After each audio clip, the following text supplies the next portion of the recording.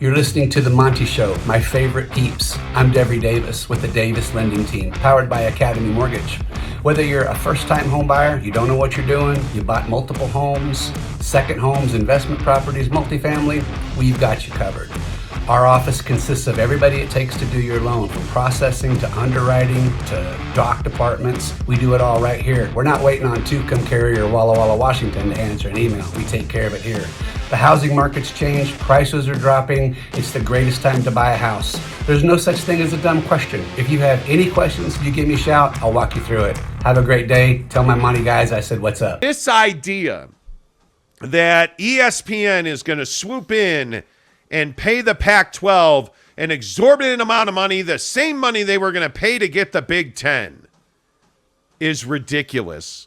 Because certainly the Pac-12 is not the Big Ten. And the thing that is even more clear to me, Jake, is that I don't believe that ESPN just has a Brinks truck full of, Benjis waiting to back it up to the Pac-12 offices. Yeah, I mean, I completely agree. I think that everybody seems to forget that they just got the rights to the SEC, and I think that that's the trouble here. I mean, you've just paid a ton of money, rightfully so, to pick up those rights, and everyone just thinks that ESPN has, like you were just saying, a Brinks truck that they can just hop in that driver's seat, put that thing in reverse, make that truck beep, and back it up to the Pac-12's front door. And that's not how it works. And ESPN, even if they did have that Brinks truck, and even if they could back that thing up to the Pac-12's front door, they're not doing that. And the reason they're not doing that at the same level as like the SEC or let's say the Big Ten, if that were to have happened before the SEC was finalized, like either way, you're not paying the Pac-12 on the same level of the SEC and certainly the Big Ten. That's not how this game works. I got news for you. The Big Ten and the SEC have way more valuable properties than the Pac-12 does. And that's just the reality of the situation. And I know that, in college football, like it seemingly as we work through this conversation and through this situation as, Big Ten Media Day passed and Pac-12 Media Day passed and SEC Media Day passed, you see the varying perspectives on conferences. You see guys like George Kliavkoff saying, oh, well, everything's fine, sunshine and roses, and we're the conference of champions in badminton and chess, right?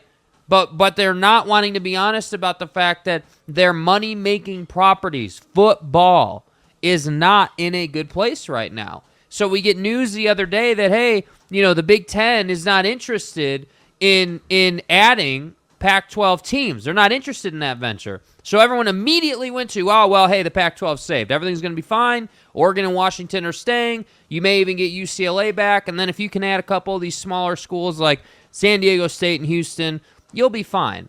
My big thing is, even if that were to take place, that's not a replacement for losing USC. So when we talk about whether ESPN is going to pay the Pac-12 the same way they're going to pay the SEC, let's say, they're not doing that because you don't have Alabama and Georgia and LSU. Like, you don't have the same properties. That's the issue that I have with the whole thing. You don't have the same volume of TV viewers that the Big Ten or the SEC has. And I still go back to this big question of who's going to pick up San Diego State, because we can sit here and we can debate whether or not the Pac-12 is worthy of a $300+ million deal a year.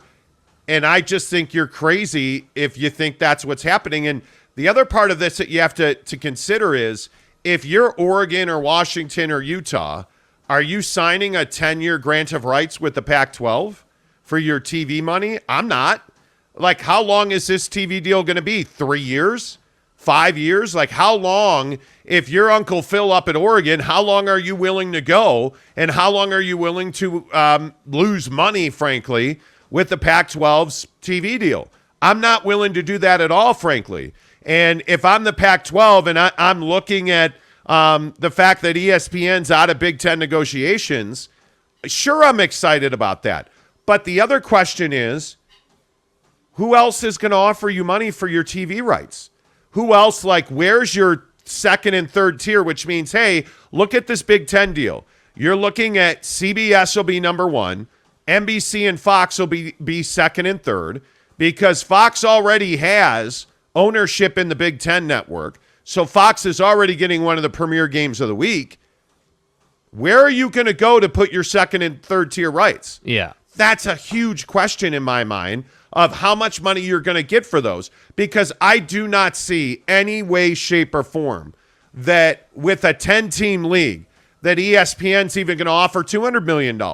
Why would you do that per year? Why would you do that if you're ESPN? Are you really going to make $200 million a year on Pac-12 After Dark? You really think you're going to make that money back on that? Man, I have a tough time believing that. Yeah, I mean, and I think that the hard part is like when you look at the SEC or the Big Ten, and you see that they're, I don't know, 3 to 5 teams deep.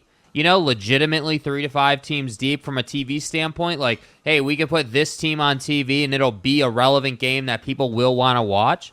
The Pac-12 struggles in that department. Like, as much as I love the brand that Washington has built, they haven't been relevant. You haven't been good, As much as I love what I guess ASU has done outside of the recruiting scandal stuff, you're not a good team. You're just not, So when I look at the Pac-12 and I say, okay, well, we know Utah just went to the Rose Bowl. We know that Oregon is known and is known as a top team in the Pac-12. So really, what do you have, again, now that USC and secondarily UCLA left, what do you really have? Like, what is, if you're selling the Pac-12 to a consumer who has options to compete with, like, hey, UCLA and Arizona are playing, let's say, or like some random matchup in the Pac-12 at night. You've got baseball, you've got the NBA, you've got all this other stuff on TV. Are you really telling me that consumer is going to pick a low-end Pac-12 matchup at 8 o'clock Pacific over, whatever else is on TV? No I have chance. trouble with that. No chance. And if I have trouble with it, imagine what ESPN is looking at. ESPN has numbers and metrics, and they've got just a plethora of information to look at from a statistical standpoint. So that's why I say, like, there's just I just can't, and I don't mean to be overly negative, but I just can't see a world where ESPN is shelling out, like you said, like $300 million or $350 million. Like that just doesn't make sense. It doesn't make sense because you don't have a situation in the Pac-12 where you can even offer a marquee game. I don't see how your biggest game of the year coming up in 2 years, can you promise ESPN that's going to be Oregon and Washington? I don't think you can. If you're Oregon, if you're Washington, are you even willing to do a TV deal with the Pac-12 right now? I don't think you can say that. I don't think they know where their membership is at. I think one of the bigger stories that came out yesterday was, hey, the Big Ten isn't interested in Oregon and Washington. They want Notre Dame. Yeah. They're focused on Notre Dame and getting this TV deal done in the next 10 days. And if that is in fact the truth, I think Oregon and Washington are in real trouble. And again, I still maintain, who's the real winner here? If that story is true, and we heard yesterday that the Big Ten does not want Oregon and Washington, that the Big Ten wants Notre Dame, and they want Notre Dame to be part of their TV deal. If that is in fact the truth, explain to me or make the case that the Big 12 is not the winner in all of this. Mm-hmm. Because I am not convinced that Uncle Phil up in Beaverton wants to hang out Uncle Philly in the Pac-12. I don't think so. So let me get this right. You don't have Los Angeles. So you're missing a massive part of what was the win in your TV deal. You're trying to sell Pac-12 After Dark as, hey, this is exclusive most weeks in this window. Well, what happens when UCLA and USC go to the Big Ten? Do you really think the Big Ten's not going to play Pac-12 After Dark games? Do you really think that they're not going to put USC and Ohio State in that exact same window to compete? Mm-hmm. Do you really think that they're not going to have UCLA or USC in that window as often as they can to disrupt that exclusivity that ESPN would have with Pac-12 After Dark? Absolutely they are. This is why I say this unreal belief that there's $40 million a year out there for the Pac-12 per school per season is ridiculous. And oh, by the way, congratulations. You got $40 million a year in your TV deal. Now what? What does that mean? Because everybody else is out there getting $100 million per school per season, and you're telling me that you're thrilled with $40 million per season per school. That's ridiculous. Yeah. It's not a viable TV deal. Yeah, and I think that's the problem for the Pac-12. You're in a position where you there's a lot of questions, and even if you do get a deal done, you still look like the person that's getting left behind, and that's why the question is, are they getting left behind? Is the Pac-12 being left behind, being left in the dust by these other conferences? And I think unequivocally, absolutely yes, because again, even if you get that deal done, you're still 60 some odd million dollars behind. And so that's why I say I think what's really curious, is like last week on the show we talked a lot about like streaming deals and finding new ways to get your content to the consumer on their phone. And what I'm curious about is, will we get, let's take Oregon just as an example, just a hypothetical. In any world, is it possible for Oregon football to say, hey, yeah, here's the bird to the Pac-12 and stream their stuff with somebody? Like stream on YouTube or stream on Amazon or whatever the platform would be, because you can't tell me that a league like MLS going to Apple TV, right? You can't tell me they went to Apple TV and they were confident that they would get viewership, that the Oregon Ducks couldn't go and stream with somebody and get quality numbers. I just don't believe it. Like, I think if you had, like, honestly, in the comments, if you had Oregon and Utah streaming on, let's just say YouTube as an example, you're telling me you wouldn't go and find that? You're telling me that you wouldn't be able to pull that up on your phone super quick and easy, and you wouldn't be able to cast that to your TV? I think that the Pac-12 would love that. I just don't think that money's But out I don't there. think the Pac-12 is innovative enough to roll something like that out for the entire league. That's what I'm saying. I don't know that I wouldn't say they're not innovative. I think they're so focused on being on everybody's television set that they don't look at, and most major college conferences don't look at YouTube TV or Amazon or Apple or any of these other streaming partners. I don't think most college conferences look at them as third-tier rights. I think they look at, hey, well, CBS has our main deal, Fox has our second-tier rights, and NBC has our third-tier rights, and that's the traditional deal. And I just think you have to get more creative. You have to do more with less. And again, I just want to say, what is the upside here? What is the best possible scenario for the Pac-12? Because I don't see it as anywhere near $50 million. I don't, and I know that people locally have said, oh, they can get $40 million, and that'd be a huge win. That's not a huge win. That's called homerism, and that's called drinking the Kool-Aid, because the Pac-12 is dead. Yeah. I will again say the Pac-12 is dead. If you do not at the very least keep UCLA and add San Diego State, the Pac-12 is dead. If you do not keep UCLA, the Pac-12 is dead. If you cannot somehow find a way to keep all of Southern California in the conference, which you had with UCLA and USC, the Pac-12 is dead. There's no other way to spin this. Yeah. And I know that everybody wants to say, hey, the Pac-12 is going to do X, Y, and Z. Well, they haven't yet.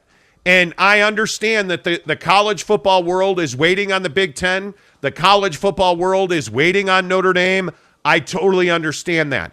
That means you can operate in silence and you can go and make the deal that's got to be made to save yourselves. And I don't think there's a deal out there for the Pac-12 that saves them. Mm-hmm. I think this is why the Big 12, see what I did there? Did you see what he did there? This is why. But I think this is why the Big 12 is the winner, because they added BYU, they added Houston and Cincinnati and Central Florida, and they expanded their footprint, and they brought over 2 million new viewers into the conference with those 4 teams. And if you want to crush the Pac-12, go get San Diego State. Mm-hmm. Go get SMU. Don't give them an opportunity to save themselves, because right now what you're doing is you're giving the Pac-12 an opportunity to save itself by doing nothing at all. And I understand that the Big 12 is operating behind the scenes. I understand that it's likely very difficult to add anybody or get anybody to move right now. But look at what's on the screen. The Big Ten is not currently interested in Oregon and Washington. They are focused on Notre Dame.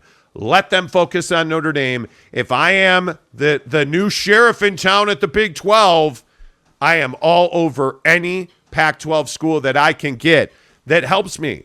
I'm telling you, Utah and Colorado, I cannot believe right here and right now, if you go to Colorado and Utah and say, hey, working on a new TV deal, because don't forget, Big 12's about to start negotiations on a new TV deal. Yep. Hey, we're at $70 million per school per season right now.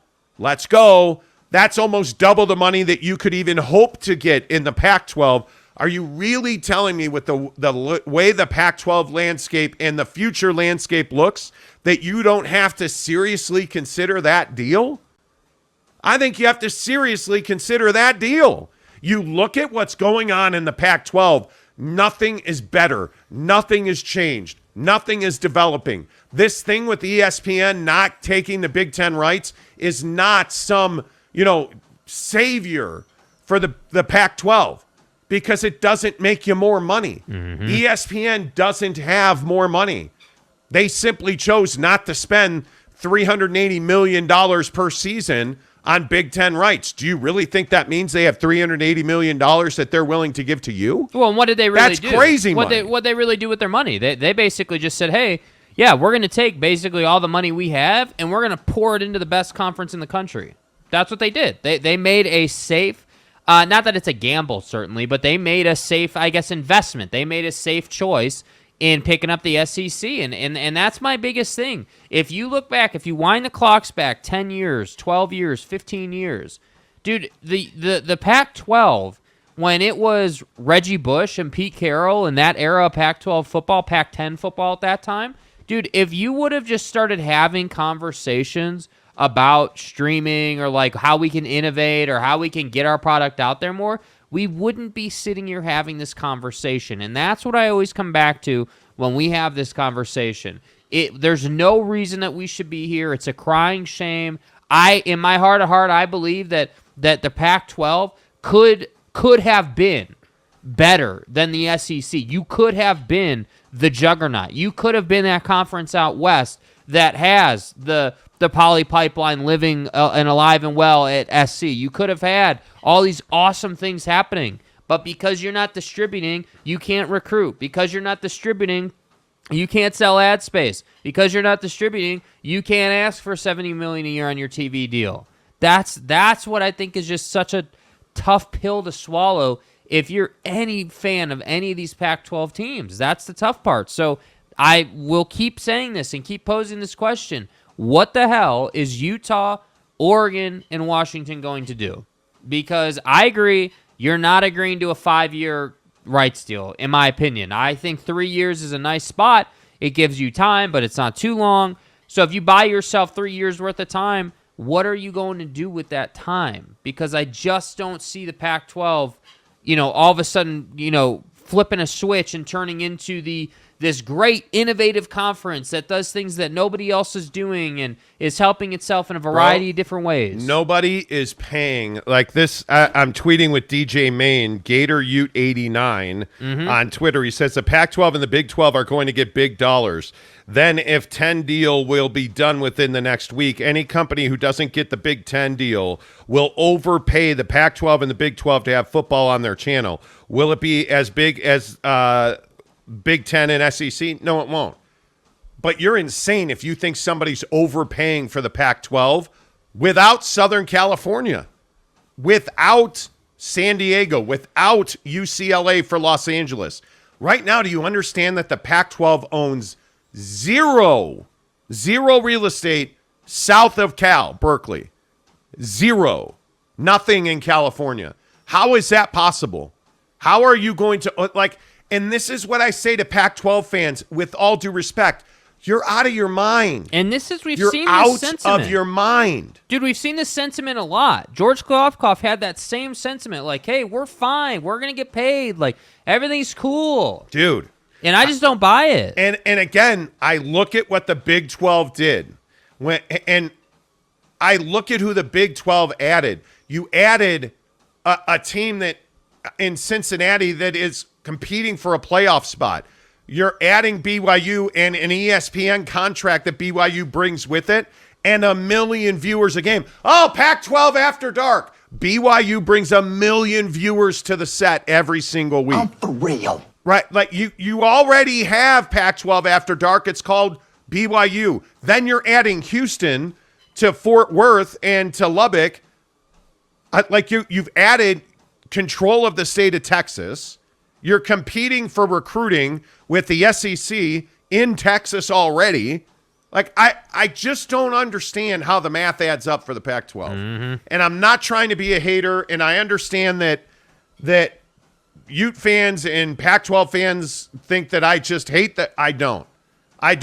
The worst part about the Pac-12 is what could have been. Mm-hmm. That's the worst part about the Pac-12 right now. You're sitting here looking down the barrel at death because of what could have been. You're sitting here looking at death in its face because you refused to innovate. And yet you had this building in downtown San Francisco, and you had to have the suites, and you had to have you had to have 7, feeds when you only needed 2. Like, it's ridiculous to me how poorly the Pac-12 has been managed. And then you have a guy, George Kliavkoff, who is absolutely the right guy to hire for this deal to run the conference. And he shows up when they've already thrown the dirt on top of the coffin, man. They've already relayed the sod over your grave. And there's just no way to unwind that watch. Father Time is undefeated, and there's no going back for a rematch, right? Like, that's the problem with the Pac-12 right now. You're delusional if you think anybody is overpaying for a football conference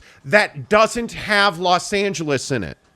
It doesn't have LA. And the problem with the Bay Area, and I think everybody in TV knows this, there is straight up a lack of passion for sports in the Bay Area, specifically for Cal football. Cal has spent billions of dollars. They've got a small yet mighty fan base that doesn't show up to games in a beautiful new stadium, that doesn't watch their games on TV, right? So you have Stanford, which as an educational institution has more value than their TV rights do. Crazy. How is that possible, right? So you're looking at a situation where if you're the Pac-12, you have some very limited value. But if you don't keep UCLA, just chop your nuts off and hand them to the Big 12, because it's over.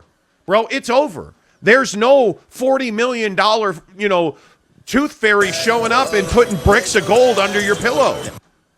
It's over unless you keep UCLA and you add San Diego State. That's the only path to viability, in my opinion, for the Pac-12. I don't see any other way they save themselves. Completely agree with you. What is Notre Dame's TV value? I think this is one of the most important questions. Before we get to the comments, I see you guys there. You're amazing. Thank you so much. I think one of the biggest questions that has to be asked in TV right now is, what is the value of Notre Dame's TV rights? Because if you're the Big Ten and you add Notre Dame after this TV deal, does that do you good? I mean, sure it does. More viewers to the set, right? But if Notre Dame was going to join the Big Ten, would they not have done that already? And are you simply waiting for a situation? Because when the Big Ten adds SC and UCLA, huge boost. Right. Lots of more money, lots of more households, potentially, depending on who you believe, 3 to 6 million more households in the Los Angeles market. It makes you a much more competitive basketball conference with USC and UCLA. So what is Notre Dame's value per season, average annual value? Are they worth $75 million per season on their own for TV rights? Yeah, I mean, I think what's really interesting about the Notre Dame situation is, when you look at how they would be used from a TV perspective, they're essentially a bridge to keep people. So you're going to have a nice early game matchup, then you're going to slot Notre Dame in, and then you're going to have another matchup after them, and you're creating this scenario where you're trying to keep those same viewers most of the day. Like, nobody's naive, nobody's just going to sit in front of the TV all day, but you want them to keep coming back repeatedly. That's kind of the name of the game here. And so I think, the other factor that's at play is Notre Dame doesn't need this. That's the thing. Notre Dame doesn't need to do this. Do they want to do it? Sure. I'm sure they want to do it. I'm sure they want to get paid. I'm sure they want to make that bread. I think they'd like to join a conference I mean, if you look at where the future of scheduling in this business is going, Yeah. that alone. But you look at the marquee matchups that sit there annually for Notre Dame that put them in the conversation to play for a national championship of college football every single season. If you're Notre Dame, it helps you recruiting. It brings in more money. It helps the church. Like, all of this stuff is every reason. But I think they've got to get paid. And I think, to be honest, I think they are worth $75 million a year. I think they have history. They have tradition. Manti Te'o's girlfriend. Like, they have all this stuff. You know. And as a Notre Dame fan, I'm ready to see Notre Dame and Ohio State every year. Yeah. I'm ready. I want Notre Dame and Michigan every year. I think you need those big matchups. Well, in Notre Dame SC. I mean, that's just another one to add to the list. You need Notre Dame Penn State. You need that if you're Notre Dame, in my opinion. It's really difficult to get that when you're not in the conference. Those are millions and millions of viewers that Notre Dame brings to the TV. I think they're worth $75 million. I'm just curious if they're willing to join a conference as a football program. But I also think that flexibility you have as an independent is valuable to them. I mean, you talk about scheduling, and they've been able to put out a pretty damn good schedule pretty much every year since I can remember. And I think that's kind of that same conversation we had about BYU before they joined, obviously, which is that, you have this great ability to make a great schedule and play teams that you wouldn't otherwise be able to play if you were in a conference. And I just think that, Notre Dame is obviously the difference between Notre Dame and BYU, and why Notre Dame is going to get paid is because they are competing for the college football playoff almost every year, and I think that Notre Dame is just has heritage. They have everything you want, and that's why they're going to get paid, because they've got the heritage. They've done enough winning.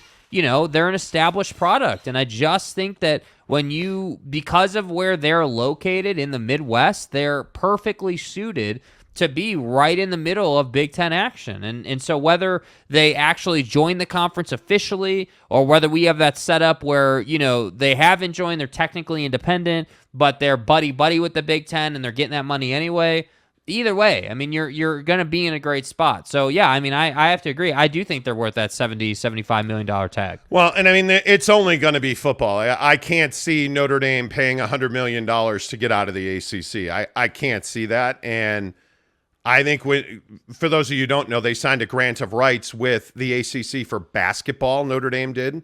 So they would have to pay the grant of rights exit fee, which is estimated to be $100 million for basketball. So there's a real good chance that Notre Dame would be joining the Big Ten on a football-only basis, at least until that grant of rights expires. Yes. Or there's enough heat, under their feet to pay the $100 million and bring Notre Dame sports in totality to the Big Ten. Yeah. But I think if you look at Notre Dame, their football TV rights are worth $75 million a year. I don't think there are very many people who can say that. All right, let's get your comments in here. Colton Bitten says, good morning. Shout out to Brad Saylor. We are daily listeners. Colton Bitten, I appreciate you, man. Thanks for being here. Neville93 says, good morning, guys. Can't wait for the watch party. Yes, September 17th. Let's go. At Barbecue Pit Stop in Lehigh. We are going to be watching the BYU and Oregon game, smoking some wings and pizza. We are going to be pulling the winner of the BYU Notre Dame Shamrock Series drive away to Las Vegas at halftime of the Oregon BYU game in Eugene on September 17th. We are doing a watch party at Barbecue Pit Stop. You see their locations on the screen: Logan, Lehigh, Layton, Salt Lake City, and St. George. bbqpitstop.com. Go into any of those stores. There's a box on the counter. Fill out an enter to win slip, drop it in the box, and make sure you tell them, hey, I heard about you guys on the Monty Show. That's what we do. We need you guys to support the show by going to our advertisers, by spending your money with our advertisers, guys like Barbecue Pit Stop in Logan, Lehigh, Layton, Salt Lake City, and St. George. Even if you're just buying rubs and spices. Hey, you ready to get into a Yoder smoker? You ready to get into a Traeger? Do it at Barbecue Pit Stop, bbqpitstop.com. Then join us September 17th for BYU and Oregon. We'll do our Football Saturday show live before kickoff of that game. Then we'll all hang out, watch the game together, eat some wings, eat some pizza, and then pull the winner of the BYU Notre Dame Shamrock Series drive-away, all presented by Barbecue Pit Stop and Devry Davis at Academy Mortgage. Devry Davis, Academy Mortgage, equal housing lender. So appreciate you shouting that out because we are really excited about that. Kurt Myers says, good morning. Tanner Plummer, Kenai Johnson, Teddy Wayman, Cody Strickland, who's kicking ass in the casuals getting cut. Yep. Way to go. That's a group of What do you bench? a bunch of listeners, me, Jake, Mrs. Monty, Max Muscle, and South Jordan. Everybody's in this group, cheering each other on, supporting each other, talking about the food we're eating, all this great stuff. Casuals getting cut. DM Jake on Instagram if you want to join that group. You can find him at SLC Supercars, SLC Salt Lake City, SLC Supercars on Instagram. Jake will add you to that group. Cody, good to see you. Tanner Plummer says, can ESPN save the Pac-12? Yeah, for a couple of years, but eventually the Pac-12 would have to find another TV deal. The length of this next deal for the Pac-12 is huge because you're probably looking in the range of 5 years. So if that deal starts in 2024, right, you'd be until just about 2030 tied up in your TV rights. And no matter what happens, you're either going to die or you're going to be mediocre. In 2030, $40 million per season is not even a starting point. That's going to be an embarrassing number. That's not even a starting point. And if they truly are at $24.5 million right now, man, I don't even know how you do that. Kurt Myers says, by now you should be spick and span and clean as a whistle. I'm not sure what that's a reference to. Okay. Eric and Raleigh says ESPN might as well set fire to the money if they want to give any to the Pac-12. I would agree with that. Patrick Bourne, what's up in Waco, Texas? Waco. Also, how much of that money works with unequal revenue sharing? Well, and there is that. If I'm Oregon, I want a massive part of the pie. Yeah. I want a massive part of the pie because now with SC gone, I think Oregon and Utah are the two biggest programs in the conference. Yep. If I'm Oregon and Utah, I want a much larger piece of the pie. That's a great point. You're throwing our budget a little out of whack. You know what I'm saying? Kenneth Fenoy says Pac-12 is screwed and there is not a thing anybody can do about it. Unless you get UCLA to stay, and I don't see why UCLA would give up. But even at that point, it's not like UCLA is some power program. The only thing that they give you is Southern California. That's it. That's it. Just 3 to 6 million viewers. That's it. That's a lot. I know it's a lot, but kidding? it's not like they're SC. It's not like UCLA is ever going to stumble and trip and fall into the college football playoff. No, that's probably true. The relevancy factor, you're not getting help even there. I mean, yes, I agree. Getting your foothold back in Southern California would be huge, but again, I can't emphasize this enough. Why do you think that ESPN went with the SEC? Because they want Alabama, they want Nick Saban, they want Georgia, they want premier brands playing big football games every single week with ramifications on the line. I just can't emphasize that enough. When you're the Pac-12 and you're not playing meaningful football, when it's Stanford and Arizona, does anybody really care? Honestly, I'm not trying to hate, but I'm a big football fan, and I don't even care. Dude, I'm not going out of my way to watch that game. They don't have Los Angeles. They don't have San Diego. It's that simple. Just think about that. The Pac-12 has no reach in California below Berkeley.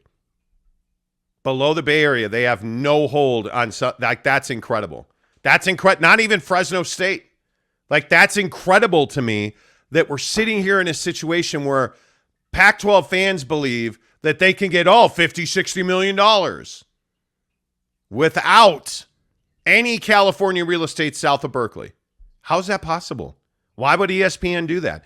ESPN knows the Pac-12 needs ESPN. I don't believe that ESPN needs the Pac-12. I really don't. They could right now today go and make a deal with the Big 12. They could right now go and do that. They don't need, it's not the only thing they have. Would they like ESPN? Would they like the Pac-12? Yes, I think they would. I think ESPN likes Pac-12 After Dark. I do. But I think they like it less now that USC's in the Big Ten. Mm-hmm. I think they like it far less because one of the teams you always see on Pac-12 After Dark is USC and UCLA because it's Los Angeles. And they know if they put Los Angeles exclusively on TV, a ton of people are going to watch. Arizona State somehow ain't doing that, especially with the disaster that the Sun Devil program is right now. I think it makes it very difficult. Chris P. says, who's on the treadmill? I was on the treadmill doing the show live. Tanner Plummer says, I think the number one reason why the Pac-12 could collapse is because their leaders and media people aren't living in reality. Well, that could very well be because Bob Thompson came on the show and was like, hey, they can make it without UCLA. Yeah, if you want to be the ACC, you can. I mean, in all honesty. Eric and Raleigh says ESPN can get 1 million viewers for a San Diego State-Fresno State game in a late slot. They can. If they were in the conference. In the Pac-12, that would help, but they're not. Like, you look at the Mountain West, and I mean, I'm not even trying to be a jerk about it. If I'm the Mountain West, aren't I leveraging that San Diego State, that time slot? How would you not? Yeah. You know, and this is why I say about the Pac-12, it's not special or unique. The minute that USC and UCLA left the conference, Pac-12 After Dark became not special or unique. Yeah. Because now aren't we going to get Big Ten After Dark? And are we going to get the Mountain After Dark? And aren't we going to get your mom After Dark? Like, basically. Why wouldn't you? Well, absolutely you would. Even Mullet Man Craig Thompson knows you got to do that. I'm sorry, did you say Mullet Man? He's got an amazing mullet. He has an amazing mullet. Okay. Just after 7 o'clock Mountain Time, if you're watching live on the show, appreciate you very much. Talking about the Big Ten, Pac-12, Big 12, TV sitch. The sitch. The sitch. The situation with those deals and everybody's assumption yesterday. Oh, man, the Pac-12 is going to be fine now because ESPN's just going to pay him the $380 million they were going to pay the Big Ten. You're casual. You're crazy.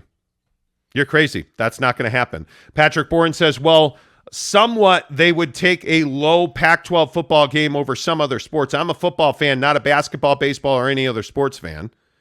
I don't disagree with that. I'm just telling you, dude, the odds that and respectfully, that may be the case for you, but the odds of someone watching, Stanford and Arizona, I mean, come on, dude. Like, that's very just low. That's not any sort of game of consequence. There's nothing there, dude. Listen, what's a lower tier Big Ten program? If it's Purdue and USC, that's going to get you 1 million views. Yeah, because it's SC. If it's USC in Los Angeles, say that's a 10:15 Eastern time kickoff. If Purdue is in Los Angeles, the only game in that time slot, are you getting 1 million viewers? Yeah. I think you probably are. Yeah. Okay, so in the Pac-12, if it is Washington State and Oregon. Yep. That works.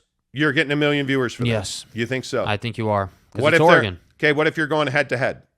USC and Purdue versus Oregon and Washington State. Who are you watching? I'm probably going Oregon, Washington State. Oh, get out of here.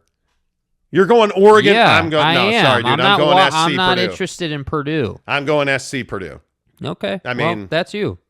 I'm more interested in a good football game. If it was Utah and Oregon State, I'm watching Utah. If I'm telling you, if it is, and this is why the Big 12 is in such an advantageous position. If you add Oregon State and Washington State and you get BYU and Oregon State in at Reser Stadium for a 10:15 Eastern kickoff, you're getting 1 million viewers of that game. Mm-hmm. I just don't see that you're ever outdrawing the Los Angeles TV market when USC is playing in primetime. I don't care who you are. If you're going head to head with them on another West Coast game, you're not getting that. I just don't. That just doesn't make a lot of sense to me. Let's see. Hooterville Homestead 499 sends us a super sticker. Appreciate that. Thank you. Royal Coug says BYU is going to beat Oregon by 2+ scores. Okay, listen. It is only 7:11 Mountain Time. That ayahuasca tea that you've clearly had this morning. Yeah, dude, that was a special brew that you made this morning. Clearly. 5:30 in the afternoon for ayahuasca. When I woke up this morning, I was feeling pretty dangerous. It's too early to be hallucinating. Yeah.